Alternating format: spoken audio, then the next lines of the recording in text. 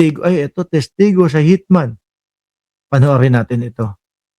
Judge Bam Aquino, ang testigong si NBI Agent Mark Carilong kung iniimbestigahan din nila ang hitman umano ni VP Sara na sinabi niya sa kanyang online press con video. Hindi raw ito bahagi ng kanilang investigasyon. Sabi ni Chaya Aquino, kaya nga panay ang tanggol ni Robin kay Sara, no? Asa na pagpananalo, lusot na siya. Hindi. Mukhang malabo. Kaya pala nandun. Hindi, isa naman din, no, mga kababayan, kung bakit nagsusumiksik si Robin Padilla diyan sa mga DDS. Kasi ang laki ng utang na loob niyan kay dating Pangulong Duterte. Siya ang nagpalabas, ang nagpardon kay Robin Padilla po, mga bossing. Okay, ito naman yung hitman ni Sara. Pero ang prosekusyon, magpipresent raw ng kanilang testigo kaugnay ng umano'y hitman ng bise. Pakinggan po natin ang kanilang. Ako, ano to? Ibig sabihin, yung prosekusyon ay nakausap nila yung hitman? O na ano nila, nahukay nila kung saan matatagpuan yung kinausap ng Vice Presidente na kapag ka ako ay namatay, pag may nangyari sa akin, may kinausap na ako para patayin si Bongbong Marcos, asawa ng Pangulo at pinsan ng Pangulo. Nahagilap nila yun? Ilang payag. Did you also investigate the presence of the hitman that was being mentioned in the videos of the Vice President? Ang hitman ay Roque. Sino yan? Si Harry Roque na naman. Dinamay niya na naman. Nananahimik na yung akla. Pero kapag ka nahuli na si Roque, nako po.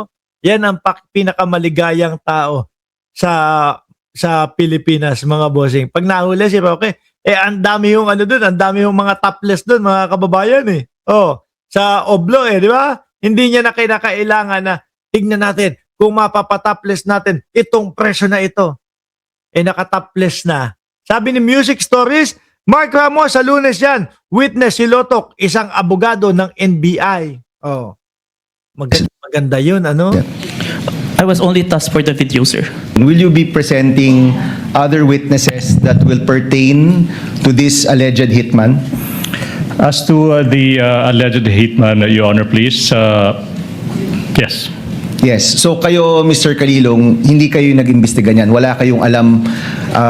Baga sa kanya mismo, yung pinaka video. Tungkol dun sa presensya ng hitman. Yes, Your Honor.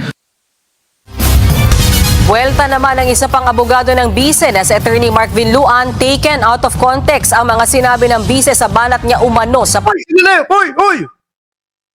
Naku po, hindi yata naka-organize yung mga Hindi yata organisado yung mga defense team Yung isa, na lead defense nila na sinarbasa, parang ang gustong ipakita sa mamamayang Pilipino, hindi authenticated yung video ng Vice Presidente na tampered o may na Tapos ito naman parang umaamin na out of context yung mga sinabi ng Vice President. Baka mabato kayo ng laptop isa-isa niyan, ha? Ingat kayo.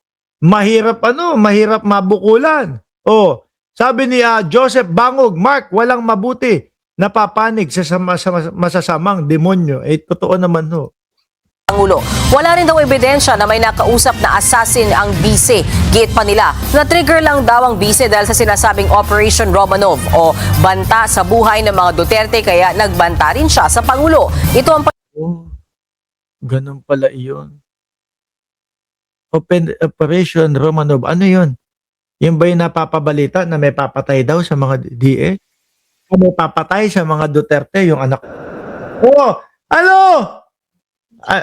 Daddy, are you done now? Not yet. 15 minutes.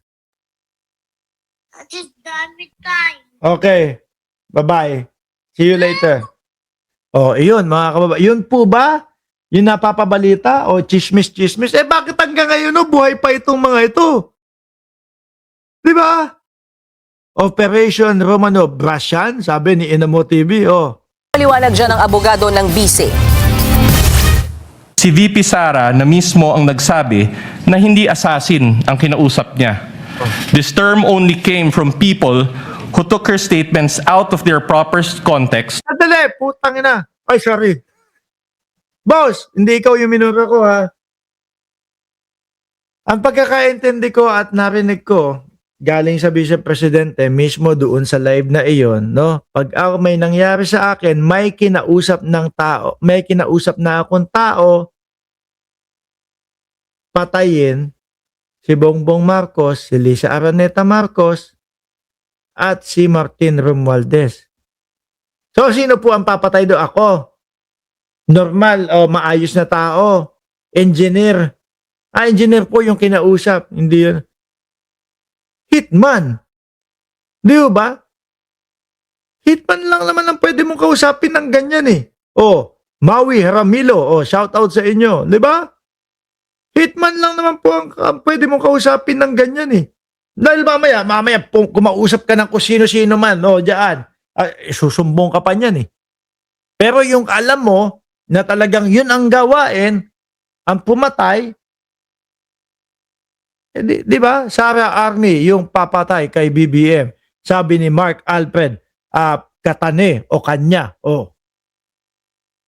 Yan, isa din niya, sinasabi ni Mami Pebbles, yung Sara Army di ba?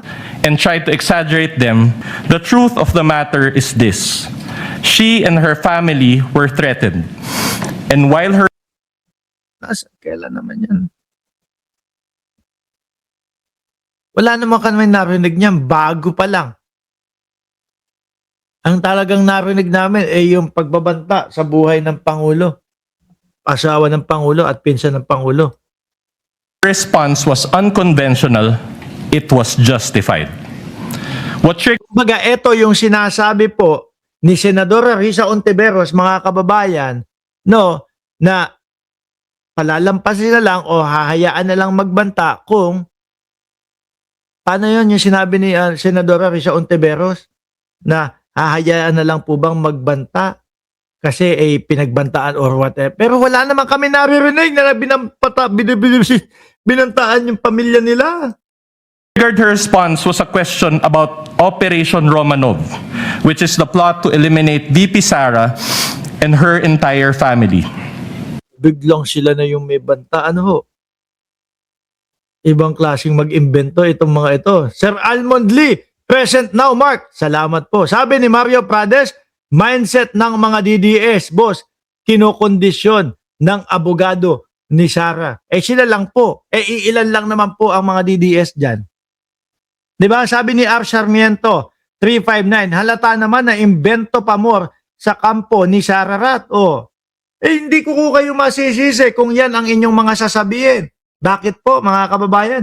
Dahil alam ko, wala naman tayong narinig na pagbabanta sa buhay at sa pamilya nila. At lumabas na lang yan, sinabi na lang nila yan, mga boss chief sir, dahil nagbanta ang Vice Presidente, kumbaga pangganti lang nila.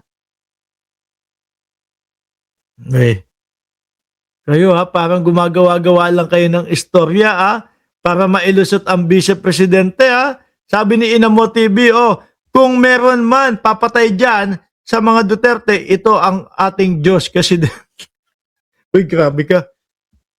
Pero malabo dahil ang katotohanan po, ang background, mga boss chief sir, ay mas more on parang sila yung sila yung mga hitman di ba?